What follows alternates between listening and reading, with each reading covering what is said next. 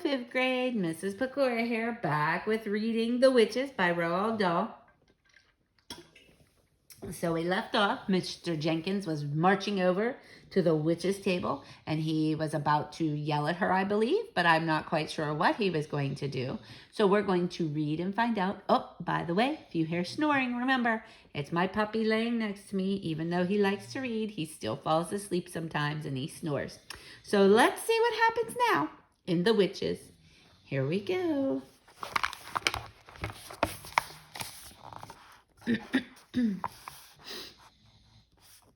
Mr. Jenkins had not this is called The Triumph. Mr. Jenkins had not gone more than a few paces towards the Grand High Witch's table when a piercing scream rose high above all the other noises in the room, and at the same moment I saw the Grand High Witch go shooting up into the air. Now she was standing on her chair, still screaming. Now she was on the tabletop, waving her arms. "What on earth's happening, Grandmama?" "Wait," my grandmother said. "Keep quiet and watch." All of a sudden, all the other witches, more than 80 of them, were beginning to scream and jump out of their seats as though spikes were being stuck into their bottoms. Some were standing on chairs, some were up on the table, and all of them were wiggling about and waving their arms in the most extraordinary manner. Then all at once, they became quiet. Then they stiffened. Every single witch stood there as stiff and silent as a corpse. The whole room became deathly still. "They're shrinking, Grandmama," I said. "They're shrinking just like I did." "I know they are," my grandmother said. "It's the mouse maker," I cried. "Look, some of them are growing fur on their faces. Why is it working so quickly, Grandmama?" "I'll tell you why," my grandmother said. "Because all of them have had massive overdoses just like you. It's thrown the alarm clock right out of whack." Everyone in the dining room was standing up now to get a better view. People were moving closer. They were beginning to crowd around the two long tables. My grandmother lifted Bruno and me up so that we wouldn't miss any of the fun. In her excitement, she jumped onto her chair so that she could see over the heads of the crowds. In another few seconds, all the witches had completely disappeared, and the tops of the two long tables were swarming with small brown mice. All over the dining room were women were screaming, and strong men were turning white in the face and shouting, "It's crazy! This can't happen! Let's get the heck out of here quick!" Waiters were attacking the mice with the chairs and wine bottles and anything else that came to hand. I saw a chef in a tall white hat rushing out from the kitchen brandishing a frying pan, and another one behind him was wielding a carving knife above his head, and everyone was yelling, "Mice, mice, mice, we must get rid of the mice." Only the children in the room were really enjoying it. They all seemed to know instinctively that something good was going on right there in front of them, and they were clapping and cheering and laughing like mad. "It's time to go," my grandmother said. "Our work is done." She got down off her chair and picked up her handbag and slung it over her arm. She had me in her right hand and Bruno in her left. "Bruno," she said, "the time has come to restore you to the famous bosom of your family." "My mom's not crazy about mice," Bruno said. "So I noticed," my grandmother said. "She'll have to get used to you, won't she?"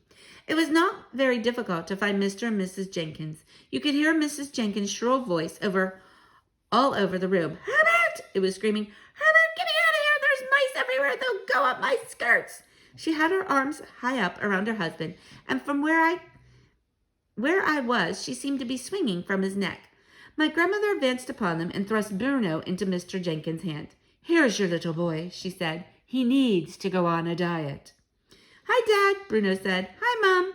Mrs. Jenkins screamed even louder. My grandmother, with me in her hand, turned and marched out of the room. She went straight across the hotel lobby and out through the front entrance and into the open air.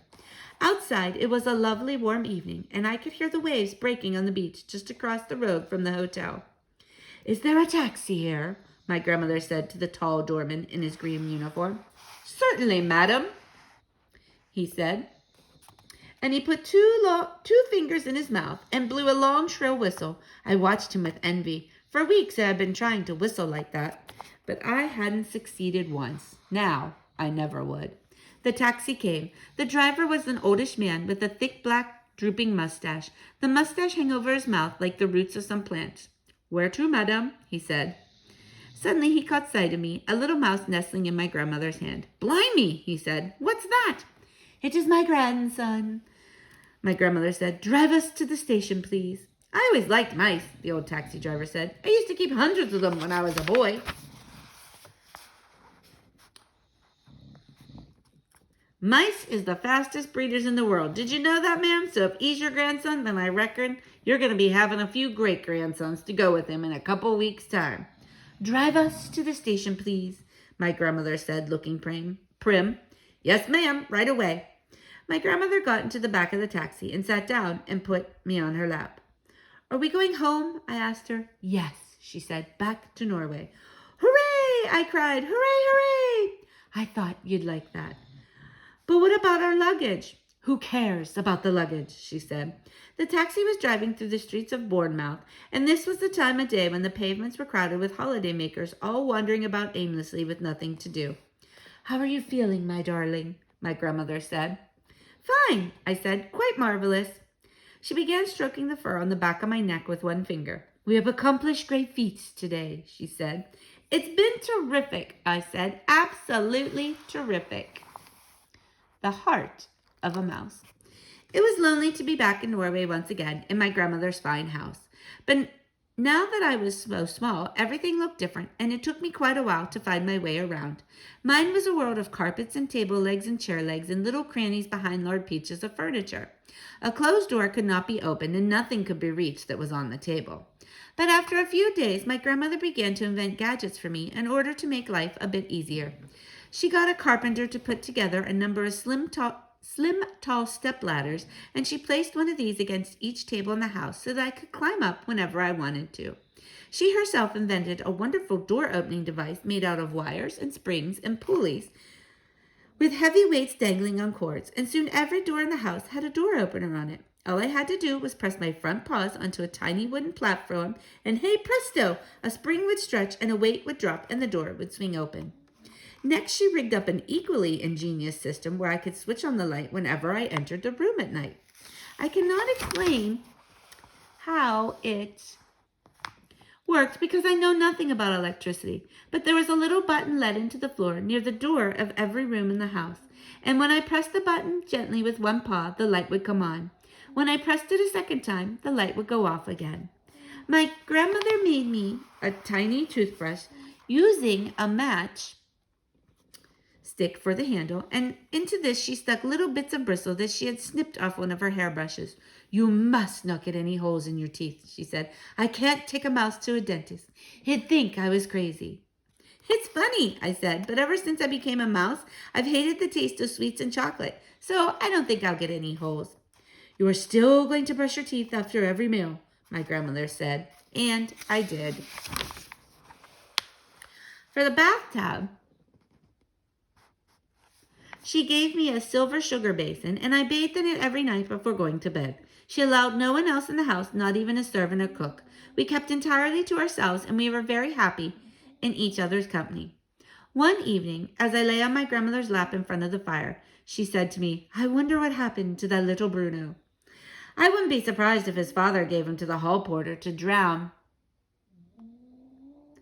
in the fire bucket, I answered. I'm afraid you might be right, my grandmother said. The poor little thing. We were silent for a few minutes, my grandmother puffing away at her black cigar while I dozed comfortably in the warmth.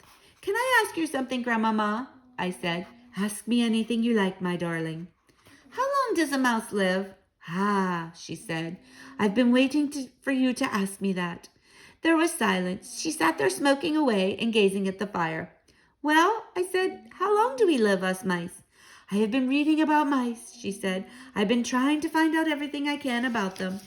Go on then, Grandmama. Why don't you tell me? If you really want to know, she said, I'm afraid a mouse doesn't live for a very long time. How long? I asked. Well, an ordinary mouse only lives for about 3 years, she said. But you are not an ordinary mouse. You are a mouse person, and that is a very different matter. How different? I said. How long does a mouse person live, Grandmama? Longer, she said. Much longer. How much longer? I asked.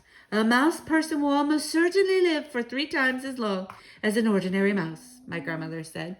About 9 years. Great! I cried. That's great! That's the best news I've ever had. Why do you say that? She asked, surprised.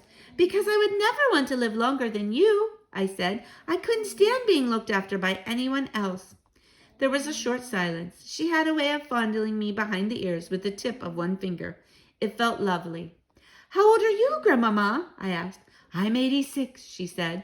Will you live another 8 or 9 years? I might, she said, with a bit of luck. You've got to, I said, because by then I'll be a very old mouse, and you'll be a very old grandmother, and soon after that we'll both die together. That would be perfect, she said. All right, boys and girls, we're going to stop there for today. So I think we might be finishing this up tomorrow. So stay tuned. Bye-bye.